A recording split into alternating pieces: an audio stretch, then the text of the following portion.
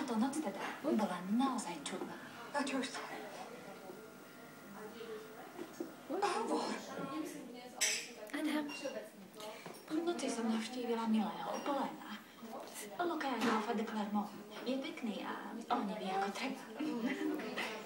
Vyšli sme z jeho izby, keď som zrazu začula kroky. Adam. Som sa, že je to jeho dám. No bol to mních. Láhne z kapuce. Keď prechádzal popri mne, spoznal som ho. Nie je nič viac Dominikán než vy a ja. Je to poriadny figurier, keď sa prechádza v noci v takom preoblečení. Zrejme pácha veľké necitosti. Jaj, Vika. Jaj. Kto to bol? Abel Dubois. Takže pod tou sutanou je taký istý muž ako iný. Susan, sľub mi, že o tom ani nemyslíš. Nikto to nesmie vedieť. Rozumela si? Ale prečo?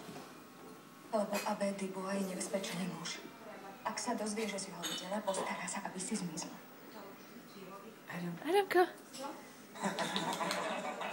No teda, zjaví sa Dominikán, povie ti, aby si sa zbalil, nič za to nechce, nevieš prečo ani kto to je. Prepáč mi, no to musí byť schválené pápežom. A zase nemyslíte, že verím na zázrak?